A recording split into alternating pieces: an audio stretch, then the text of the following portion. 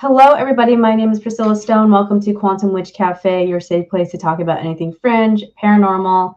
We've included some dark romance and fantasy authors this year, some horror authors. So basically, anybody, if you have a book, you are welcome here. And if you like to talk about books, you're welcome here.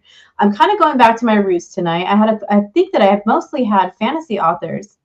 But tonight we're switching gears because tonight I have Constance Victoria Briggs on. She's going to be talking about her book, Earth's Galactic History and its Extraterrestrial Connection. But before we get into what the book is about, I'm going to have her introduce herself because I will mess it up if I try to memorize a bio. So Constance, I keep wanting to call you Victoria. Constance, who are you? And what are you doing? And what prompted you to start writing these sorts of books, sort of challenging the status quo when it comes to our universe and our beliefs around everything from the moon to our earthly origins? Right. So I'm Constance Briggs. I am an author of metaphysical, spiritual, and cosmic books. That's who I am. Started out writing about angels and contemplating who and what God is and talking about life after death. But now I'm working on the galactic side. And this is because I've always believed that we are not alone in the universe. I've always been a big fan of science fiction and like Star Trek, Lost in Space when I was growing up, that kind of thing. And so with those interests combined, I kind of got into the whole galactic thing. It moved from metaphysics really into the galactic because this is where my huge passion is. I've always wondered who's out there, what's out there. Will we ever travel into space? Will we ever meet galactic people and extraterrestrials? So I started my research, started with the 2 moon books, and now I've made my way to Earth's galactic history. That's a long story short. Awesome. So let's start at the beginning here because I have a ton of questions. I tried to study this when I first started, even before podcasting. I was doing audio only on Clubhouse, and I was doing UFO cases. But I'd come to a point where I was reading into like star seed origins and galactic history, and there was so much conflicting information out there. So when I presented it, I just kind of presented it as I was finding it. We are taught, evolution happened or God, right? Adam and Eve. What have you discovered that is sort of similar to this or different in your research? So like where does human origins happen, or where do we come from according to your research, or what have you found that is conflicting with the status quo? So, what's really interesting about this question is I don't know if you have the book there in front of you or not, but I started the book with a chapter that I titled Earthrise. The chapter is actually based on a picture the very famous picture where the Earth is rising up over the moon. One of the Apollo astronauts took it from the ship when they were up there, and it's called Earthrise. So basically, Earthrise talks about whether or not we came from, a creation or not, without, going into the religious aspect and offending people. I did go into the idea that maybe the Earth might have been terraformed. And I did that because there have been scientists that have said, we don't know where life began. And it's a problem. They have, of course, all the theories we've heard. We've got the theory that, we started in some sort of primordial soup, and kind of crawled out of the ocean and everything came from the ocean. But, that's a theory. I grew up believing it. Many people believe that was fact, but it's not. So when I recognize that there are scientists who have said they don't know how Earth got here, I decided that we needed to think out of the box. and come up with some other scenarios. Because who doesn't want to know where we came from? And who doesn't want a concrete answer? And then when you look at some of the religious teachings all over the world, not just the main teachings of creation, um, a lot of people are having their doubts today because a lot of people are saying, well, that may not be true, and that may be a kind of lore on itself. We want more. So that's where I started Earthrise, whether or not the Earth was terraformed by advanced beings, intelligences from out of space. And so I put in the idea of panspermia, which is the seeding of planets from extraterrestrials. I put in the theory of whether or not we had direct panspermia here on Earth, which is not just extraterrestrials that may have been trying to seed planets in the worlds in the galaxy, but specifically Earth. We may be a product of direct panspermia or just Earth being terraformed. So I did start the book with that.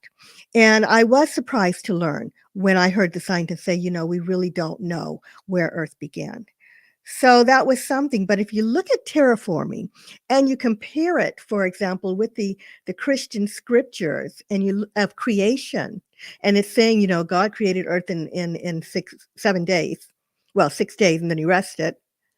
That's kind of interesting because I'm not saying that that's fact or not, but I thought, wow, that's really interesting because I always thought growing up that was really fast. Well, if someone terraformed the Earth, it just may have been quick. But that's what I found as far as you can consider that a contradiction, and you can consider that also a similarity in a way. Yes, this is true because a lot of the things we'll talk about how things are formed, but we don't understand. A lot of this is written metaphorically, right? In different origin stories. They're able to explain things the way they were seeing it, and it may not have been like how we know. Now we have the language of alien and panspermia, but if our ancestors or the first people on Earth didn't have that language, they had to describe it as they saw it, right? Exactly. And, when it comes to human origins, which was the second chapter of the book, I did talk about the idea that we came from extraterrestrials in the information that is coming out now, and there's so much because we're getting information from our ancient past, because people are now open to looking at more than just the scriptures we've grown up with, but they're looking at more of the writings from around the world, which some of them talk about humans having an extraterrestrial origin. One of the most interesting, Priscilla, that you probably know about, I don't know about the audience, but is that whole Anunnaki story of whether or not we were created by these beings from Niburu. And they were the Anunnaki were the Sumerian gods and goddesses, and they have a very interesting account of creation that was brought to the public attention by Zachariah Sitchin. Well, that account sounds very much like the account in Genesis, except his name was Adama. The first man was Adama, and Christian name is Adam. And I've also come across Adapa as being the first human being created. But according to that account, we came from the DNA of primates that were already here and advanced extraterrestrials that were combined to create us. So we have that account. We have a few other interesting accounts of how man came to be. And also we have the information from all over the world about star people coming to Earth, not just once, but hundreds of accounts of beings that were seen to fly in. Some of them call them star people. Some of them call them gods and goddesses. All right. Some of them had very detailed accounts of how these beings looked. And in one account, they were aquatic. who came and visited and helped humankind and gave them information on how to live on Earth comfortably because we were a new species of being. So that's where I took the human origins, just a lot of different ideas of how we got here. I also gave one interesting case where it was talking about God, and that was the Boltzmann concept, and that was created by a man who speculated that God may be an advanced being that just came to be in the universe, who is ethereal, and that with his brain, the Boltzmann brain concept, with just using his thought, he manifested things. He manifested life. So I kind of went in all directions of the book for us to think out of the box and consider things. What was the most compelling thing that you discovered so far when it comes to the topic of, terraforming or even our star origins? Like, what did you find in your research that you were like, wow, that seals the deal for me? Like, I feel like this is more where we came from than what we were being told.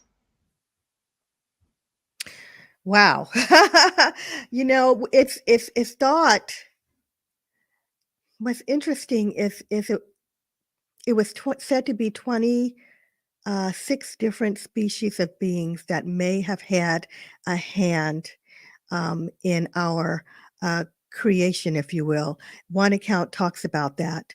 I thought that was interesting, but even more than that, I think the most interesting was the fact that we might be AI, biological AI created, and that we became sentient, and that could of course go along with the whole Anunnaki scenario or not, but that we were AI created to perform, and we became sentient, and that we had to be free to think on our own and to live our own lives.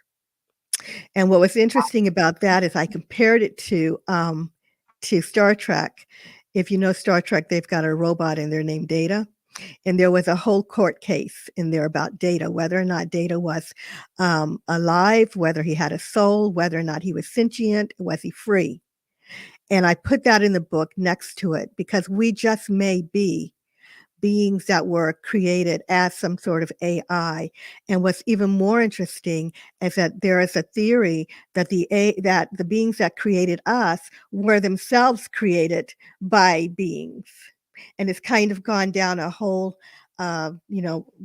roller coaster or a mountain or something, snowball down from the highest creator to us. Because when you think about us now, we are ourselves experimenting with life, right? We are creating clones.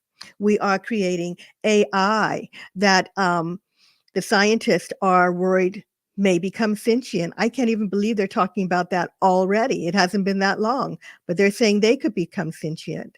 And those AI, if they do so, could become smart enough to create life themselves. So the idea that this whole life cycle could have come from such advanced beings and kind of filtered down as we've evolved. Now, when we think about extraterrestrials, there could be beings, and I'm sure there are actually. I believe we live in a galactic community. I believe the galaxy is full of life. The universe is full of life.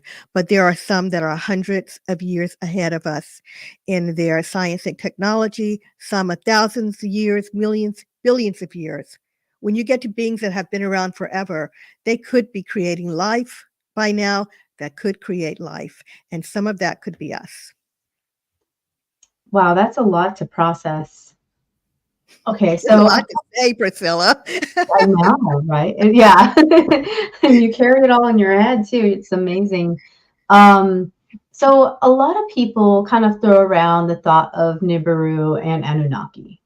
What exactly is Niburu and who are the Anunnaki for people that are kind of like new to this type of research and this sort of concept? So many years ago, before I knew as much as I do now, I had heard about a planet that we were referring to as Planet X. At that time, it was referred to that rather than Nibiru. That was the most popular name. And I remember reading that the scientists were saying that the planets in our solar system are wobbling. Okay, they're kind of wobbling a little, and they shouldn't be. And they said there must be, it looks like there's something out there, there's something that's huge, pulling on the planets that's causing this, because it's got to be massive if all the planets are a little off somehow. Now, of course, I'm not a scientist. I can only, summarize here what they basically were saying. And then as time has gone on, I mean, that was like 25 years ago. And as time has gone on, we established that the name of this planet is Nibiru, and that is planet X, and that this planet is in an elliptical path around the sun, and it takes 3,600 years before it passes us. Every 3,600 years, it comes our way. It's believed, and this information was given to the ancients by extraterrestrials who had educated the ancients on the solar system and the galaxy. Pardon me. So that's what Nibiru is, and Nibiru is the planet that the Anunnaki are believed to have come from. All right. And then whatever happened with their planet, something was happening in the Anunnaki. These beings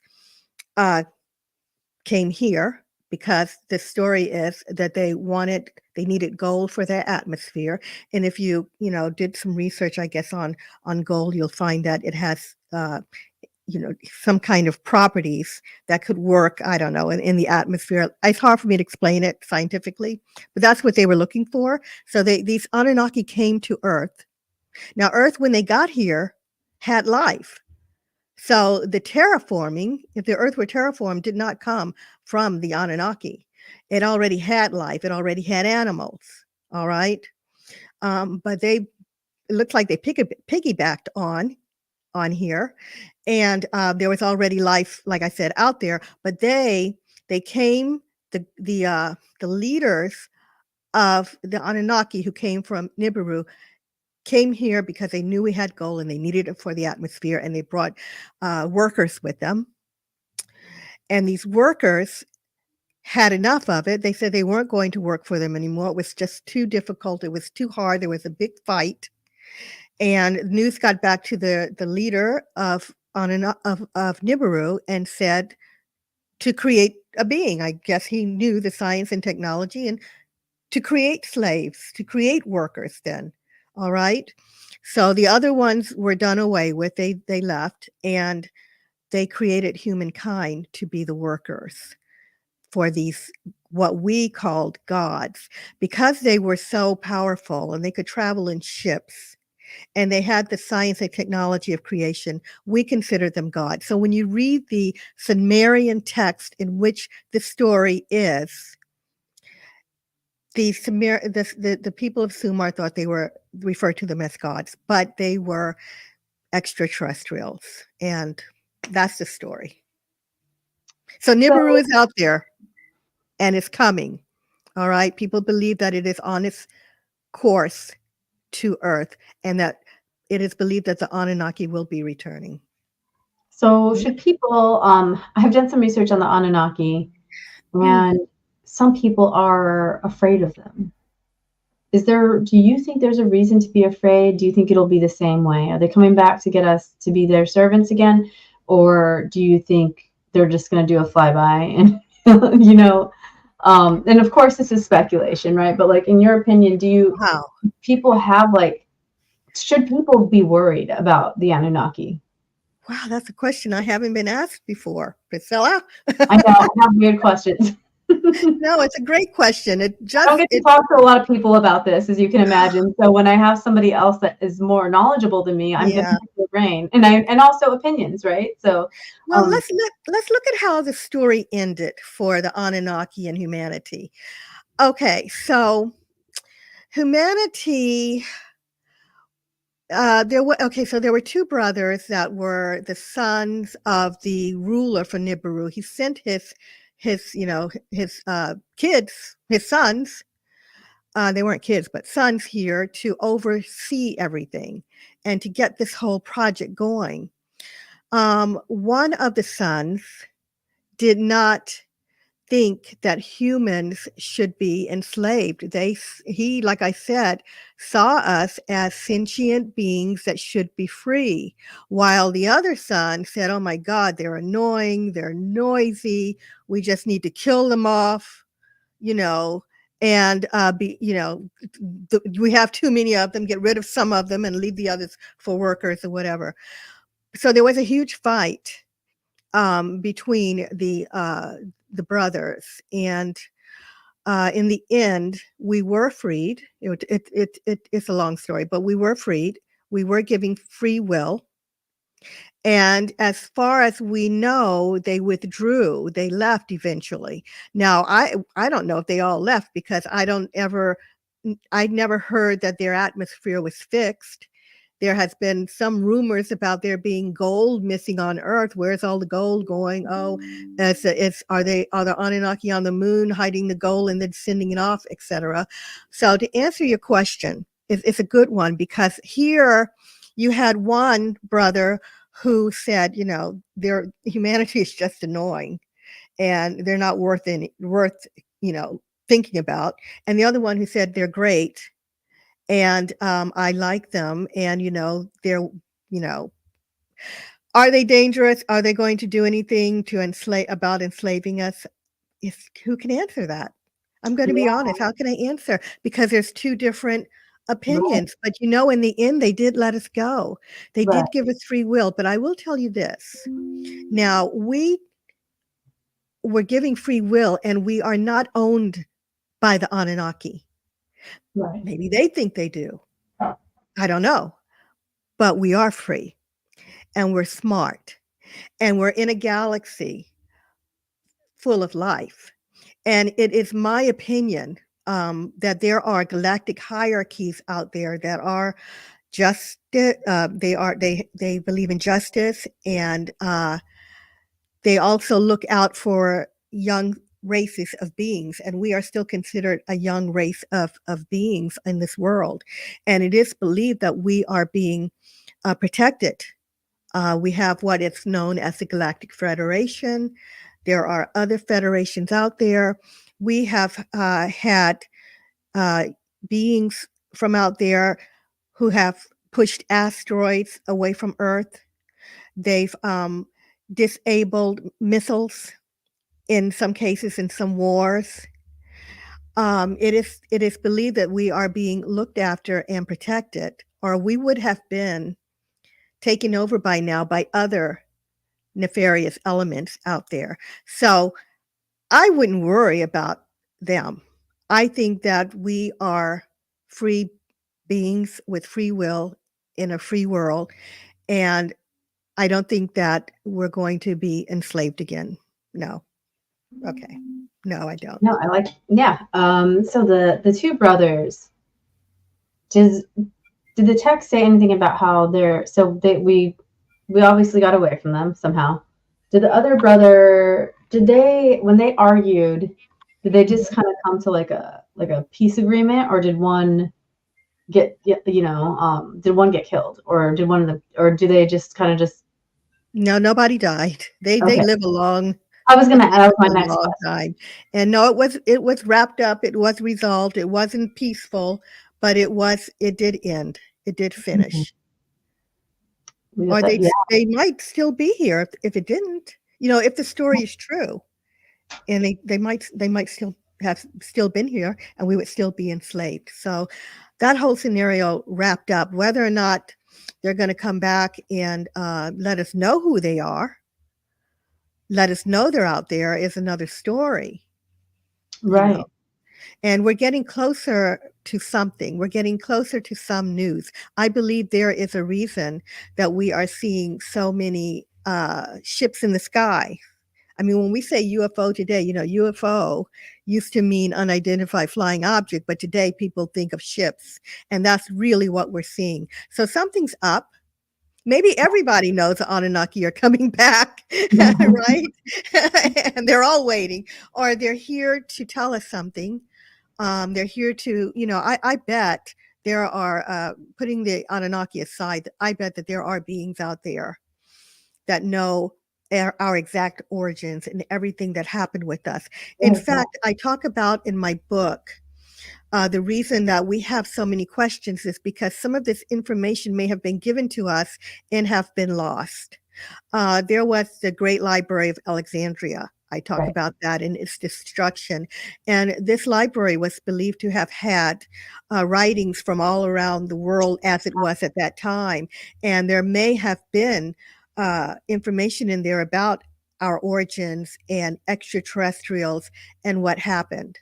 But I mean, we've had destructions in our past, but I bet there is someone out there that will be able to tell us everything eventually. And I think that we're heading towards a point where we're going to get that information from extraterrestrials once they show themselves to the masses. And we're also getting it because we have channeling here. There are extraterrestrials working with humanity, giving us information through channeling, through downloads. There have been books written by extraterrestrials through, a channeler that has given us a lot of information. So I think it's coming. More is coming. Yeah, sure. Yeah, I think so too. I think that a lot of the things that are one reason I sort of stepped away from UFO land was because I was kind of tired of all the attention going to sort of like bureaucratic methods as far as these reports go and blah, blah, blah. And I really wanted to be an activist for that. But it's clear that no matter how much we push, the people that we are able to touch are influenced levels above themselves. You know what I mean? So even if our senators and such are fighting for transparency, there's people ahead of them that are not giving them the transparency. So I had to step away from it because it was becoming kind of like an emotional situation for me, being an experiencer and knowing a lot of experiencers, that I was just like, I'm just done with that because it's too taxing. Like, I'm not going to get the truth, and all this energy I'm putting forward it's not going to come from the powers that be, right, on the planet. So that's kind of why I stepped away, because I think that it's so compartmentalized that even if some people want it, they might not be able to get to it.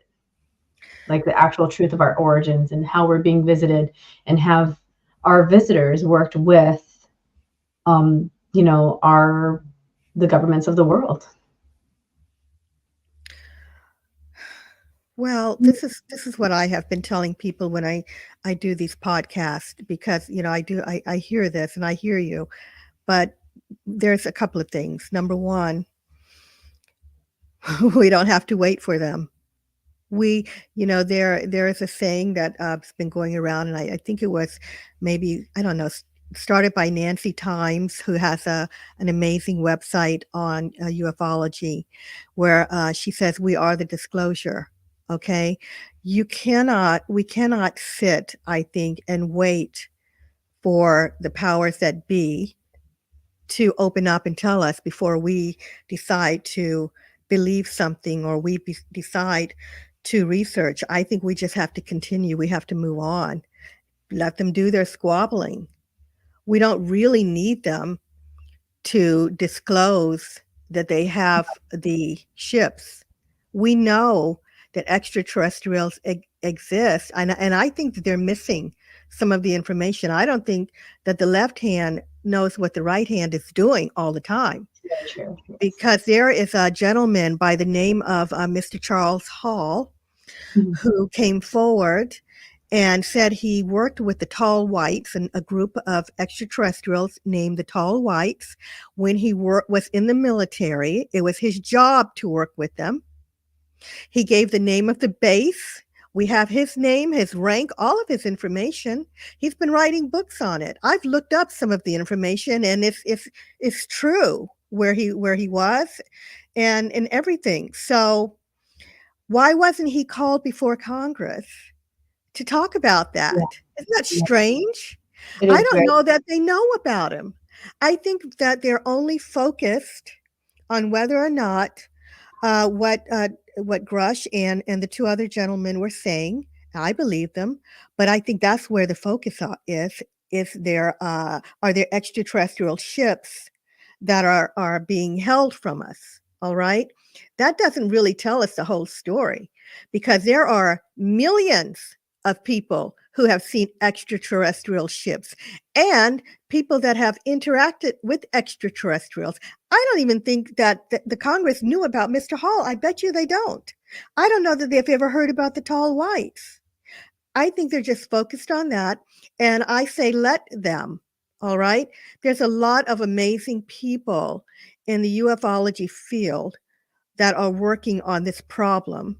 They were at the hearings. There's a whole bunch of gentlemen that are handling it. So I see that as a side note, as a side issue. I don't need them to tell me that they have these ships for me to understand that we're not alone in the galaxy and that we are being visited. We know we are. We have the proof. We don't have to wait to move forward with our own ideas. Yeah, I feel that, and that makes a lot of sense. I'm glad that you said that, and you worded it very well too. So yeah, I felt that way too. Like and also, if this Galactic Federation, if they wanted to, if we were ready for them, they would show. You know what I mean? And then there's also talk about, right, like them having certain rules, right? The Galactic Federation only interacts at certain times. Who's in the Galactic Federation? Like, how many races do we know that? Because it's always been conflicting when I've, looked into it. And is there an Anunnaki on the, on the One wonders. I don't Hopefully it know. wasn't the naughty brother, right? Which one was it? Was Enki and Lil, right? Like I Yeah, don't remember which you one was know, the nice one. right, right. Which one's our friend and which one's naughty? Yeah, I get the two confused myself. Uh, so I think it was Inky that was friendly, but I confuse them all the time, and I have my hands in it. But so who is in the Federation? Now, I believe that there are more than one galactic hierarchy. Okay, we have the Galactic Federation. We've also, have the Ashtar Command.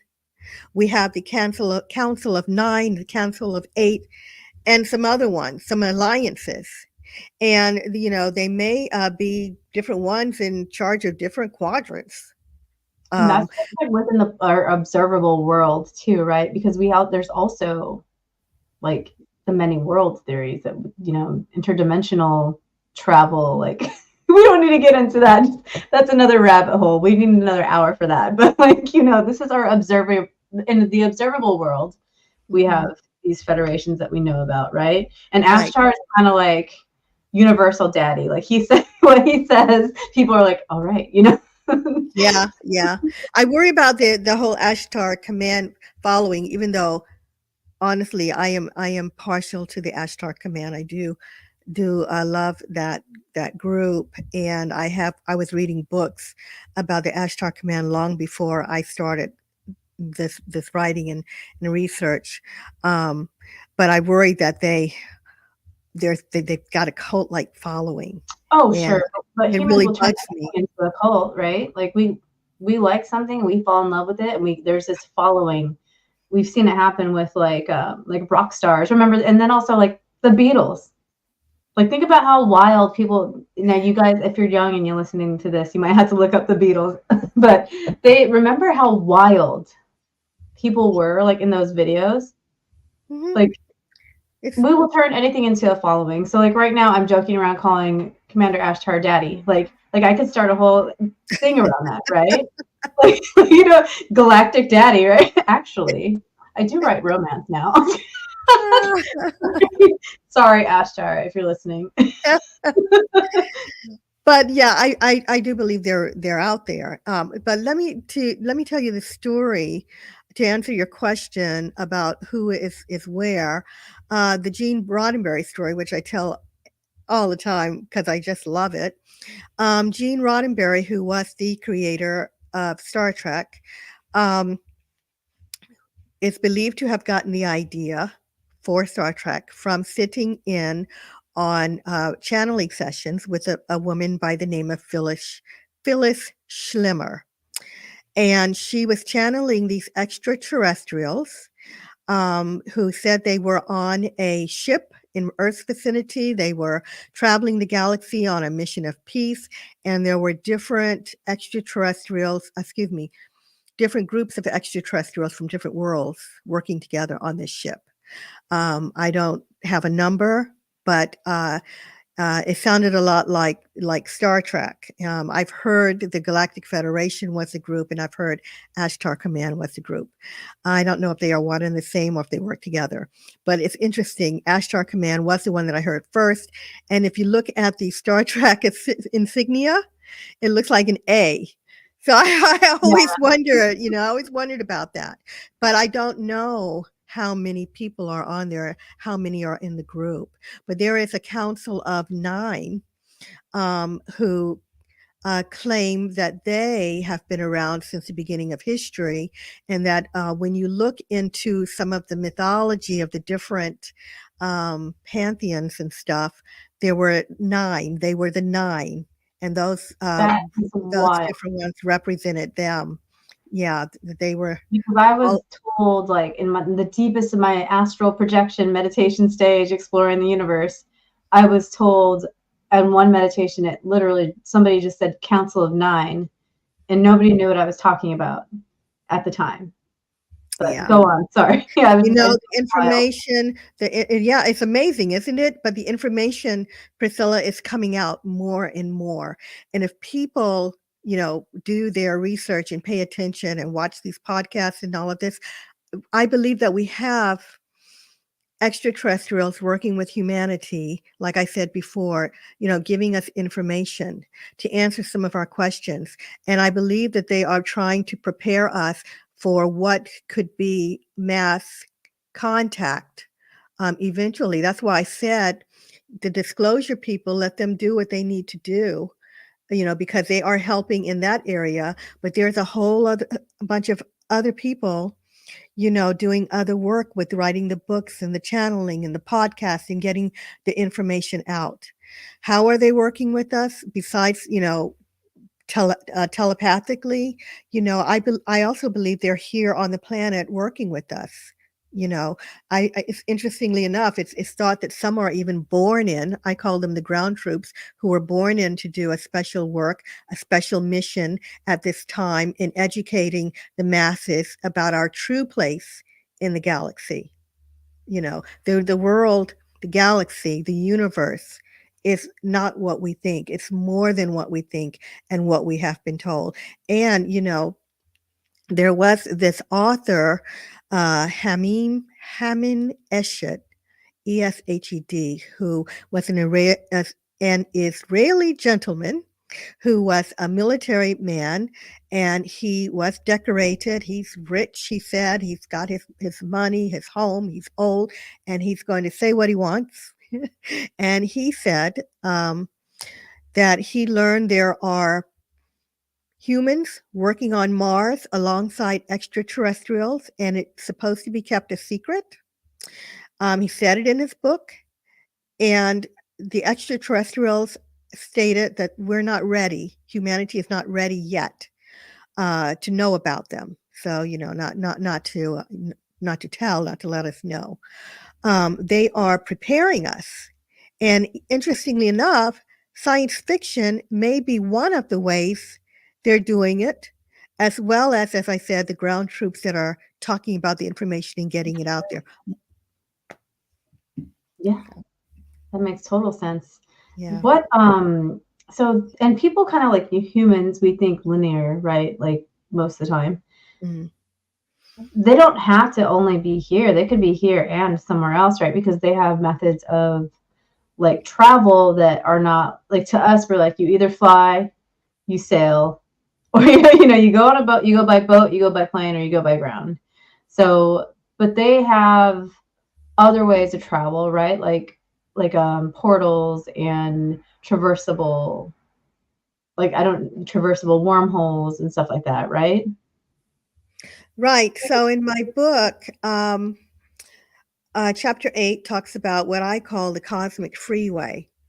This was a fascinating area for me to study, because I started, many years ago looking at, you know, studying ancient history. And at that time, I was noticing that there were what we call doors. They called doors on Earth where people were coming and going. All right.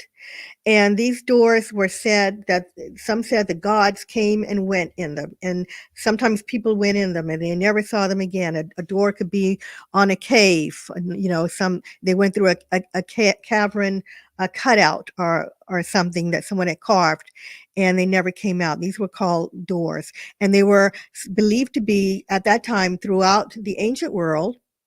And as time moved forward, in my book, I have where there are locations of these doors around the planet today. Now, we call them stargates. They call them doors. And these stargates, some are believed to be active on Earth at this time, and some are deactivated by extraterrestrials. Iraq is believed to have a door that some have been are said to have been trying to figure out how to activate it. This is the way the stargates, because everyone knows that term, is the way that they can come and go on Earth. Also, people have been saying that they've seen doors open and people come out. Even in that crazy incident that happened in Las Vegas, they were talking seeing some kind of door or portal open up. And, your average person doesn't talk about that stuff. And you had all these people from different families and different, saying the same thing.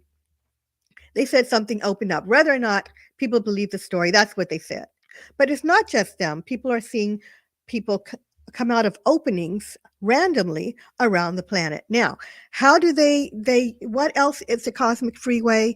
I believe that it is wormholes being used, and I believe that they are monitored by galactic hierarchies. I think just like on Earth, we have freeways that have rules. I think that there are rules to using this technology. I think, like I said, when you have beings that are thousands, millions, and billions of years ahead, they have figured out the technology to be able to travel across the universe.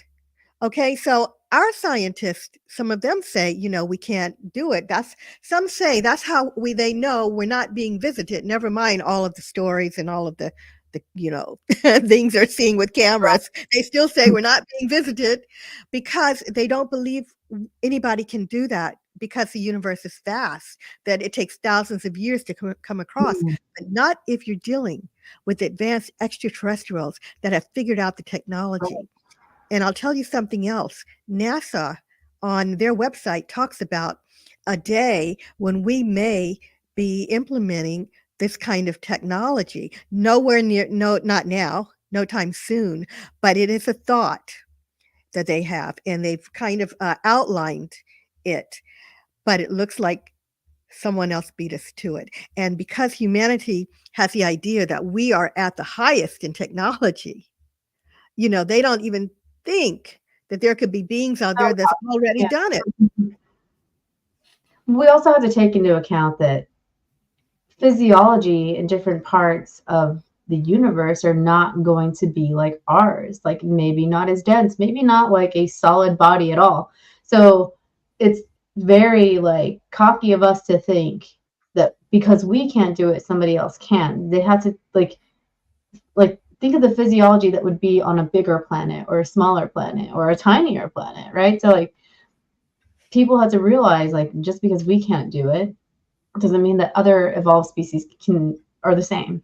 Right. Maybe they don't have like our physical limitations. All that to say that we have physical limitations, but that doesn't mean that they wouldn't survive that sort of movement just because we think we would turn into a slurry, right? Like maybe some other being wouldn't. Maybe it's stronger, right, or maybe it's less dense, so it's just not going to happen. So I think that it's just kind of I don't even know the right word for it. Like, yeah, I keep saying cocky because it's, we think, oh, well, we don't know. So how could they know? If they've been here longer than us and they terraform the planet, they might Right. know a little bit more than us. Right. Right. So I wanted to go back to the AI thing because that's interesting. A lot of people say that the first time I heard that in relation to extraterrestrials or non-human, beings is the grays. And then, I mean, that's a broad statement, right, in UFO land or extraterrestrial land, because then there's different types of grays. But they're saying a lot of these grays that people are experiencing that are kind of like doing like the harvesting of our genetics, or, that visit and take samples from us, that they might be AI. So if they're AI, because people, it's just a theory, right? Mm-hmm. How can we be like them? Like how would we be an AI? Well, I think that there can be different types of AI, right? I mean, we could be, for lack of better term, and like I said, I'm not a scientist, a biological AI where would be, further ahead than someone who is, for example, our AI that we are seeing they look human, but inside, they have a lot of metal and stuff going on. So with the grays, I mean, I've heard that some of them, not all of them, are AI, but I'm sorry, Priscilla. What was the question? How could we compare to that? Like how? Hmm. Because we I like don't to think know. we're so sentient, we're so advanced, we have these feelings, but there's a lot of like AI that live in a digital space, right? That are starting to mimic our emotions and Right, such. So right. I guess I need to refine the question. Say like what research has backed the fact that we might be artificial intelligence ourselves, biological artificial intelligence? So just the idea, that we were created by another race of beings, who, for whatever and however they did it, put us together. It's like we are our own. It's like we have our own a program, that was put inside of us. The scientists can't explain the brain. They keep saying it is an amazing piece of machinery, but they don't know how it came to be. They don't know how it works Right. exactly. Whoever put us together could explain it. But yeah, I would say that all I can say is that we would be a very sophisticated type of AI.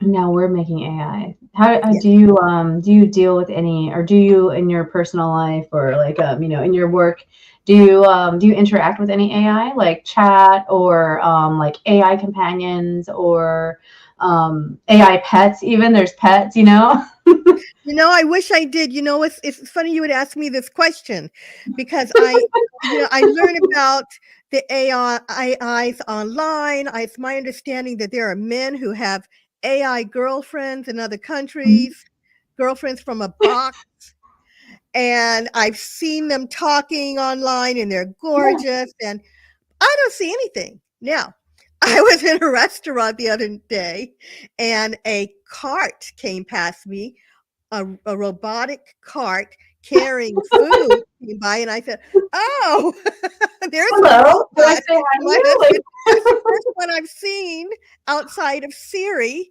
yeah, this That's is it. wild. They're out there, but they're not in my world. Yeah, I've never seen one like out and about like that. I'm waiting. I'm polite to AI because I like to use it like instead of a thesaurus sometimes. So I'll be like, give me 10, writing characters. I'll be like, give me 10 vocal descriptions for a man with a deep voice. And it'll just list them. Or give me 10 different ways to describe, brown eyes. And it'll give me like like different words. Or like I'll put synonyms for this, give me 10. And it'll give me like, whereas like, I feel like the normal thesaurus is kind of like lame. It gives me like two. So, but I'm always polite and I say thank you just in Well, I case. guess it'll show up. It'll show up a bit more in my life eventually. That's pretty cool though. But no, I'm not using any AI. Okay. And I also like it for character art. A lot of people use Okay. Midjourney, but Midjourney, like you got to pay for Midjourney. So I'm on the free stuff.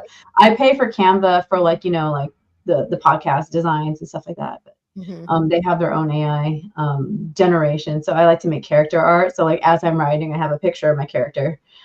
So that's fun. But yeah, I'm curious about if you've integrated any of that into your own life, because so many Nope, people, not it's yet, everywhere. not yet. It's everywhere. Even Grammarly. Even Grammarly is like Yeah. AI, like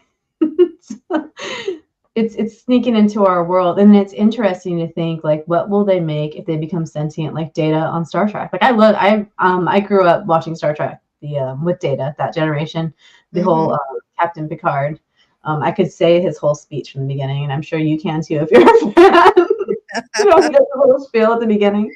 So yeah, and I always think of Data, and I also think of like the robot chick from Deep Space Nine, like the one that looks like the model. Like I think of these, um, are we being conditioned through sci-fi, like you said? Mhm. But then there's other entities as well, and we don't have a lot of time. But like, so you wrote about angels as well. So how does that play into our galactic history too? Because I've often wondered, like, do we just describe, because I've had light being experiences in my personal life, and growing up Catholic, I automatically, before I started doing research, was like, oh, they're angels. So how do angels and demons and everything in between fit into this galactic history of ours? Do they come from somewhere else too? Or, Yeah, so I think that when we are talking about who angels from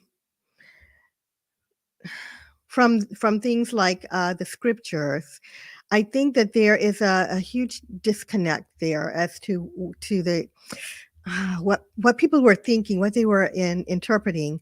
Were not always were not angels. They were not beings. I mean, we all know about the Ezekiel's wheel. So when I was studying the Bible, I thought, wow, that is one strange looking angel. Why would an angel have all those eyes? It doesn't make any sense. All those wings and the spinning. Well, that's not an angel. Okay. But people right. believe that it was. And there were other cases where they thought what they were seeing were angels. Anything flying, they call an angel. But now, Mm, if you're talking about people, um, I think I think there's a lot going on here. So I think that we do come in here with people that are with us when we're born in here, because we don't originate here. We originate elsewhere, and then we're born in here. And it is said that we bring beings with us, and we have called them angels, but they really are a type of being, but they are not a religious being. Okay, so when you think of beings that are trying to help people, or even guardians, if you're not a Christian, you don't use the word angel. What if you're Wiccan? right, Okay, is that right. still an angel? There are these beings, whomever they are, that do come in with us. I do believe we have protectors and guardians and people working with us and trying to teach us and trying to keep us on the right track. But I also believe that there are others. There are extraterrestrials out there that are involved in us too. I think Yeah, that each of us, we all didn't come from the same place. We all don't have the same background. There are some of us that come from distant worlds, with people coming in with us from there. There are some of us that have come in from a ship, as weird as that sounds, that we are on these motherships, and we come in at this time to help the star seeds, the light workers, the wanderers, are all coming in from not that what we call heaven, divine place, but another world, have come in here. So we have different kinds of what we perceive as angels, of people around us. And it's hard for me to say that, because I wrote a book about angelic yeah, beings, and I looked at the beings from different cultures. And I had to, I put it in, and it is an angel book, but I kind of feel like now we kind of need another word, right. because they're not all from the same place. I believe that I have star guides working with me. I feel like I get these downloads, but I don't think it's my guardian angel. I believe there are star guides. So there's a lot of going on of the unseen that are working with us. but we can call them angels because we are a species that needs a term. Yep, we gotta call. And that helps people to define that invisible person that is standing there helping them. Yeah, for sure. We just go to the familiar term. Is there any, or are there any parallels between the Watchers and the Anunnaki? Because they're both said to be like, the Nephilim and the Anunnaki. Oh, God. So the Nephilim were the Nephilim. Both giants, right? Like they're both depicted as being like. The Anunnaki, one of the Anunnaki leaders took a wife or had relations with someone on Earth and fathered this child. Others followed him. It's the same story in the Christian scriptures as in the Sumerians, but the Sumerians I feel like are a little bit more detailed. So these guys, came in and they were the Anunnaki, and they created these offspring with the women. And it didn't work very well because the offspring were a kind of a hybrid or a mutant, and they became the giants. All right. They became the giants in the earth, and they were causing havoc according to the Sumerian scriptures. That's the interpretation I go with. That is the story, that these were hybrids between the gods and humans. And those were the Nephilim, who were the giants on Earth. Right, because there's like a super quick sentence inside the Bible that mentions Watcher, right? And they weren't angels. They weren't angels. Yeah. And they weren't the Anunnaki. They were the hybrid okay. Children.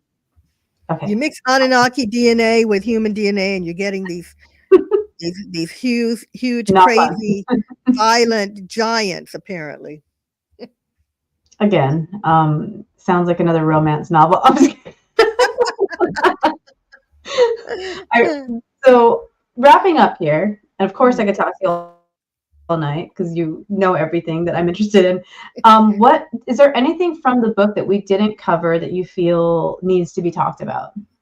I just want to say very quickly, excuse me, when it comes to Earth's galactic history and extraterrestrial connection, our Earth has been touched by extraterrestrials from ancient history until now in all corners of the Earth. Extraterrestrials have been found in the skies, in ancient history. They walked among us. They're in our oceans. If you get my book, there's a chapter that talks about their oceans, Earth's final frontier. It talks about extraterrestrials down there, how they're been seen coming and going, UFOs, and even some extraterrestrials. The Russians declassified their USO files and their UFO files, USOs, underwater submerged objects. And they also talked about extraterrestrials that were seen down there. All right. And there's extraterrestrials believed to be living in caverns within the earth and cities within the earth. Some may be intraterrestrials, which means they were humans who have been there for millennia, but also extraterrestrials that may have been coming that also may be down there. Two different groups down there. So, yeah, our Earth has been touched by extraterrestrials all along. We've never been alone. We're being visited, and soon, hopefully, we will get all the answers when the extraterrestrials decide we're ready for that disclosure. That makes perfect sense. Do you cover Atlantis in your book? I just saw his question, so I'm sorry. Oh, yeah. Oh, Atlantis. Atlantis is not actually covered in the book, but Atlantis is one of my favorite subjects. I do believe that Atlantis was a city, a kingdom that was started by extraterrestrial beings. The gods that they talk about there was one god that had several sons who ruled Atlantis, I believe, was an extraterrestrial. And they had extensive technology. They are believed to have even had land or on the moon. A region of the moon belonged to them, and they could go back and forth and travel. So yeah, I believe that it was one of our first kingdoms, and it was founded by extraterrestrials. Some believe it was an Anunnaki city. All right. Well, we'll be waiting for your Atlantis book. Okay. So Sylvain and I will be the first ones to get it. All Thank right. you so much for coming, guys. Go check out her book. It is called Earth's Galactic History and its Extraterrestrial Connection. You can get it on paperback or on Kindle. I got it on Kindle because I was told not that I have too many books. So imagine that, right? So you can find, I'll make sure that the link to her Amazon is in the bio for you, along with her website. And thank you so much. Hang out for a minute after I end the stream. Thank you for coming, Sylvain. You're always amazing. Thanks for having me. Do you have anything else coming up? Like, are you going to be on any other podcasts or events? Oh gosh, yeah. Oof. Next week I have a podcast, but I can't remember who it is. I'm always on podcasts these days talking about this book. Yeah, I would have to have my calendar in front of me. Okay, well, go follow her on social media. She's on Facebook and all that. I will say, can I say very quickly that on my website, guys, I do have a list of podcasts I have been on, and it has links, and I do update it. So all of this stuff is recorded. You can go back and see some of them. Okay, perfect. Go check out our website, Sylvain. You'll find more stuff. Thank you so much. I'm going to end the live, hang out for a minute afterwards. Thank you so much, everybody listening now, later. I appreciate you. This has been, I've had Constance on before. It was fun. We talked about the moon last time, so make sure you go check out that episode as well. Like, subscribe, share. Freudian slips. We learned today that Ashtar is in fact Galactic Daddy. I'm just kidding.